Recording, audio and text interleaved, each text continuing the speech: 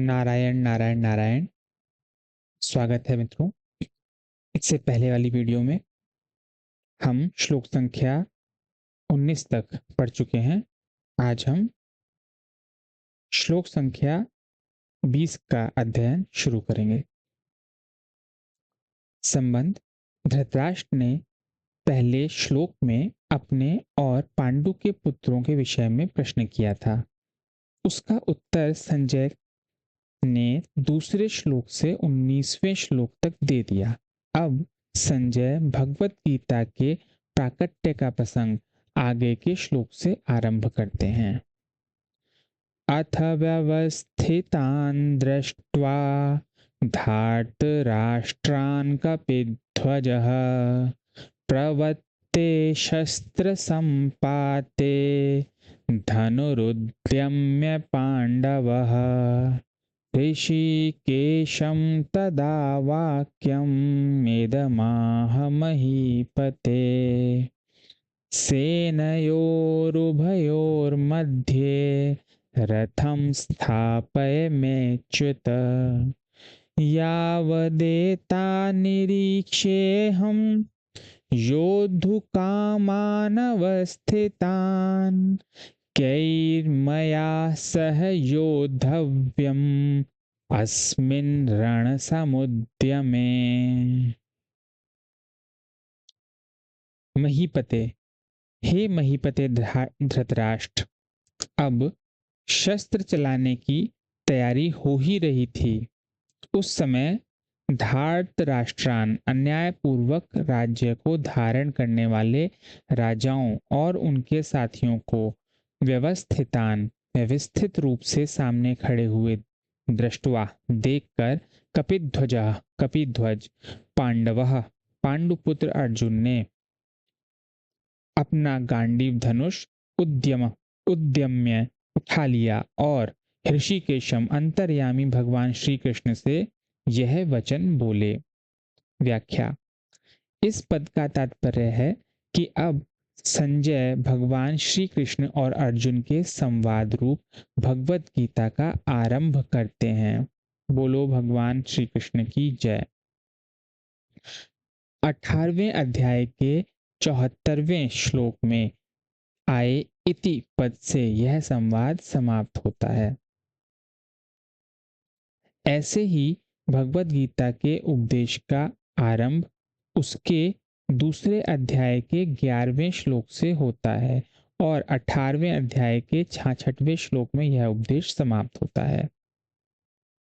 प्रवत्ते शस्त्र संपाते। यद्यपि पितामह भीष्म ने युद्ध आरंभ की घोषणा के लिए शंख नहीं बजाया था, प्रत्युत केवल दुर्योधन को प्रसन्न करने के लिए ही शंख बजाया था। तथापि कौरव और पांडव सेना ने उसको युद्ध आरंभ की घोषणा ही मान लिया और अपने अपने अस्त्र शस्त्र हाथ में उठाकर तैयार हो गए। इस तरह सेना को शस्त्र उठाए देखकर वीरता में भरकर अर्जुन ने भी अपना गांडीव धनुष हाथ में उठा लिया। व्यवस्थितान धार्तराष्ट्रान दृष्ट्वा। इन पदों से संजय का तात्पर्य है कि जब आपके पुत्र दुर्योधन ने पांडवों की सेना को देखा तब वह भागा भागा द्रोणाचार्य के पास गया, परंतु जब अर्जुन ने कौरवों की सेना को देखा तब उनका हाथ सीधे गांडीव धनुष पर ही गया। धनुरुद्यम। इससे मालूम होता है कि दुर्योधन के भीतर भय है और अर्जुन के भीतर निर्भयता है, उत्साह है, वीरता है। कपिध्वजः। अर्जुन के लिए कपिध्वज विशेषण देकर संजय धृतराष्ट्र को अर्जुन के रथ की ध्वजा पर विराजमान हनुमान जी का स्मरण कराते हैं।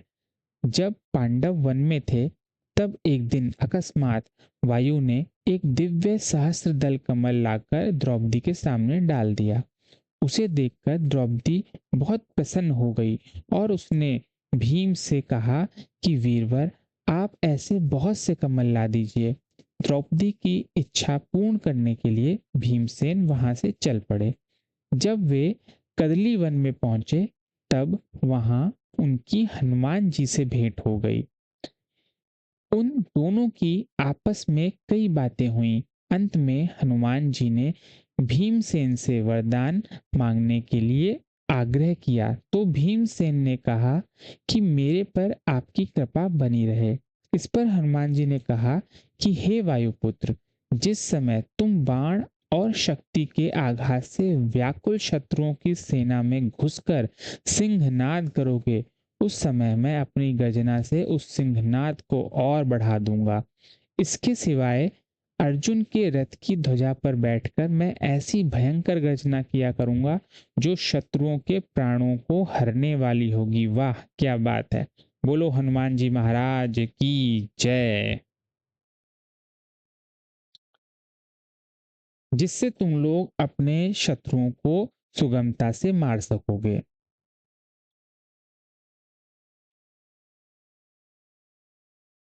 इस प्रकार जिनके रथ की ध्वजा पर हनुमान जी विराजमान हैं, उनकी विजय निश्चित है।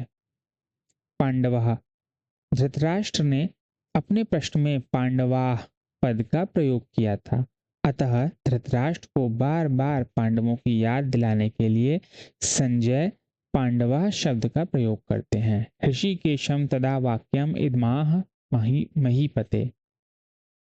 पांडव सेना को देखकर दुर्योधन तो गुरु द्रोणाचार्य के पास जाकर चालाकी से भरे हुए वचन बोलता है, परंतु अर्जुन कौरव सेना को देखकर जो जगत गुरु हैं, अंतर्यामी हैं, मन बुद्धि आदि के प्रेरक हैं, ऐसे भगवान श्री कृष्ण से शूरवीरता, उत्साह और अपने कर्तव्य से भरे हुए आगे कहे जाने वाले वचन बोलता है। अर्जुन उवाच, अच्युत, हे अच्युत, उभयो, दोनों सेनयो, सेनाओं के मध्य में मेरे रथ को स्थापय, खड़ा कीजिए। यावत, जब तक अहम, मैं युद्ध क्षेत्र में अवस्थितान, खड़े हुए इन युद्ध योद्धुकामान, युद्ध की इच्छा वालों को निरीक्षे देख न लूं कि अस्मिन, इस रण समुद्र में, युद्ध रूप उद्योग में मुझे किन किन के साथ युद्ध करना योग्य है। व्याख्या। अच्युत सेनयोरुभयोर मध्ये रथम स्थापय। दोनों सेनाएं जहां युद्ध करने के लिए एक दूसरे के सामने खड़ी थीं, वहां उन दोनों सेनाओं में इतनी दूरी थी कि एक सेना दूसरी सेना पर बाण आदि मार सके।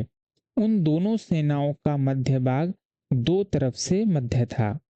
सेनाएं जितनी चौड़ी खड़ी थीं, उस चौड़ाई का मध्य भाग और दोनों सेनाओं का मध्य भाग, जहां कौरव सेना जितनी दूरी पर खड़ी थी, उतनी ही दूरी पर पांडव सेना खड़ी थी। ऐसे मध्य भाग में रथ खड़ा करने के लिए अर्जुन भगवान से कहते हैं, जिससे दोनों सेनाओं को आसानी से देखा जा सके। सेनयोर उभयोर मध्य पद गीता में 3 बार आया है। यहाँ इसकी इसी अध्याय के 24वें श्लोक में और दूसरे अध्याय के 10वें श्लोक में 3 बार आने का तात्पर्य है कि अर्जुन शूरवीरता के साथ साथ अपने रथ को दोनों सेनाओं के बीच में खड़ा करने की आज्ञा देते हैं। फिर भगवान दोनों सेनाओं के बीच में रथ को खड़ा करके कुरुवंशियों को देखने के लिए कहते हैं और अंत में सेनाओं के बीच में विषाद मग्न अर्जुन को गीता का उपदेश देते हैं।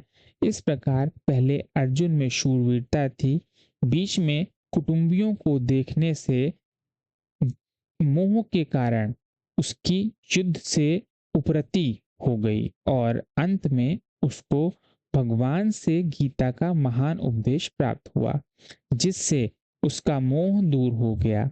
इससे यह भाव निकलता है कि मनुष्य जहाँ कहीं और जिस किसी परिस्थिति में स्थित है, वहीं रहकर वह प्राप्त परिस्थिति का सदुपयोग करके निष्काम हो सकता है और वहीं उसको परमात्मा की प्राप्ति हो सकती है।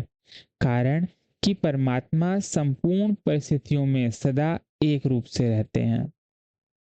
देखिए कितनी अच्छी बात यहाँ पे हमें बताई गई है भगवान को पाने के लिए, कि भगवान को प्राप्त करने के लिए हमें अपनी परिस्थितियों में कोई भी चेंज करने की जरूरत नहीं है। हम जिस भी परिस्थिति में हैं उसी परिस्थिति में हम भगवान को पा सकते हैं। जब अर्जुन युद्ध की स्थिति में भगवान को प्राप्त कर सकते हैं तो हम भी अपनी परिस्थिति में भगवान को प्राप्त कर सकते हैं। इससे यहाँ पे ये संदेश मिलता है हमें। दोनों सेनाओं के बीच में रथ कब तक खड़ा करें?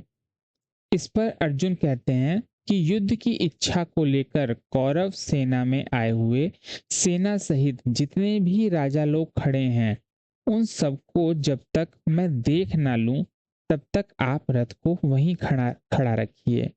इस युद्ध के उद्योग में मुझे किन किन के साथ युद्ध करना है, उनमें कौन मेरे समान बल वाले हैं, कौन मेरे से कम बल वाले हैं और कौन मेरे से अधिक बल वाले हैं, उन सबको मैं जरा देख लूं। यहाँ योद्धुकामान पद से अर्जुन कह रहे हैं कि हमने तो संधि की बात ही सोची थी, पर उन्होंने संधि की बात स्वीकार नहीं की क्योंकि उनके मन में युद्ध करने की ज्यादा इच्छा है। अतः उनको मैं देखूं कि कितने बल को लेकर वे युद्ध करने की इच्छा रखते हैं। नारायण नारायण नारायण। कल इसके आगे का श्लोक श्रृंखला हम आरंभ करेंगे। धन्यवाद।